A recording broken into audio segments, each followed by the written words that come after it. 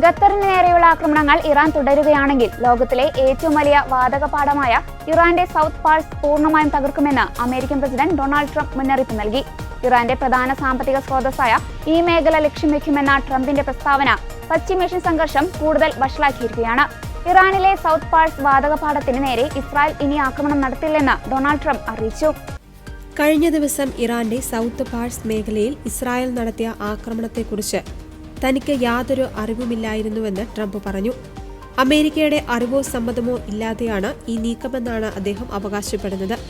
പശ്ചിമേഷ്യയിൽ നടന്ന സംഭവങ്ങളിലുള്ള ദേഷ്യം കാരണമാണ് ഇറാനിലെ പ്രധാനപ്പെട്ട സൗത്ത് പാഴ്സ് ഗ്യാസ് ഫീൽഡിന് നേരെ ഇസ്രായേൽ ആക്രമണം നടത്തിയതെന്നും ആകെ വിസ്തൃതിയുടെ താരതമ്യേന ചെറിയൊരു ഭാഗത്തിന് മാത്രമേ ആഘാതം ഏറ്റിട്ടുള്ളൂവെന്നുമാണ് ട്രൂത്ത് സോഷ്യലിൽ പങ്കുവച്ച പോസ്റ്റിൽ ട്രംപ് പറയുന്നത്. ഖത്തറിലെ ഊർജ്ജ കേന്ദ്രങ്ങളെ ഇറാൻ ലക്ഷ്യം വെച്ചത് ട്രംപിനെ ചൊടിപ്പിച്ചിരിക്കുകയാണ്. ഖത്തറിന് നേരെയുള്ള ആക്രമണം തുടർന്നാൽ അമേരിക്ക നേരിട്ട് ഇടപെട്ട് ഇറാന്റെ വാതകപ്പാടം തകർക്കുമെന്നാണ് ഭീഷണി.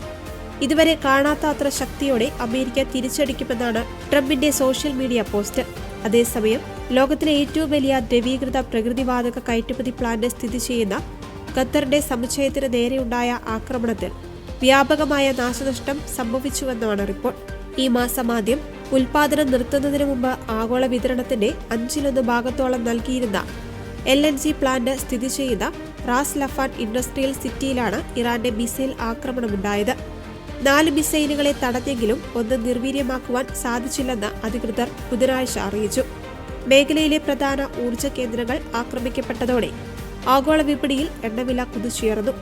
സമാധാന ചർച്ചകൾക്ക് പകരം ആക്രമണ പ്രത്യാക്രമണങ്ങൾ വർദ്ധിക്കുന്നത് ആഗോള സമ്പദ് വ്യവസ്ഥയ്ക്ക് വൻ ഭീഷണിയായി മാറിയിരിക്കുകയാണ്. ലോകത്തെ എണ്ണ വിതരണത്തിന്റെ 1/5 കടന്നുപോകുന്ന ഹോർമൂസ് കടലിടുക്ക് ഇപ്പോഴും ഏതാണ്ട് അടഞ്ഞ നിലയിലാണ്.